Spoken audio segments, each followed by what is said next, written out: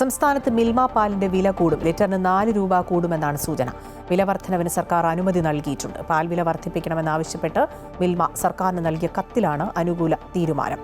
വില വർധനവിൽ അന്തിമ തീരുമാനം നാളെ ഉണ്ടാകും. സംസ്ഥാനത്ത് മിൽമ പാൽ വില കൂട്ടാൻ സർക്കാർ അനുമതി നൽകി.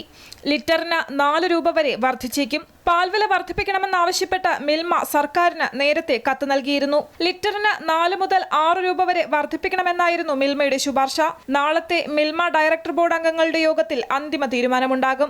തിരഞ്ഞെടുപ്പ് പെരുമാറ്റച്ചട്ടം നിലനിൽക്കുന്ന സാഹചര്യത്തിൽ വില വർധനവ് നടപ്പാക്കാൻ തിരഞ്ഞെടുപ്പ് കമ്മീഷന്റെ അനുമതിയും തേടിയിട്ടുണ്ട്.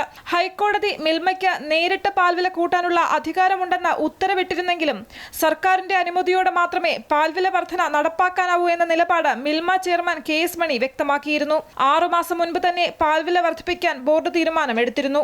എന്നാൽ തദ്ദേശ നിയമസഭാ തിരഞ്ഞെടുപ്പ് കണക്കിലെടുത്ത് സർക്കാർ അന്ന് അനുമതി നൽകിയില്ല. നാളെ നടക്കുന്ന യോഗത്തിൽ പാൽവില കൂട്ടാൻ മിൽമ തീരുമാനിച്ചാൽ മെയ് 1 മുതൽ വില വർധന പ്രാബല്യത്തിൽ വരും. അമൃത ന്യൂസ്, തിരുവനന്തപുരം.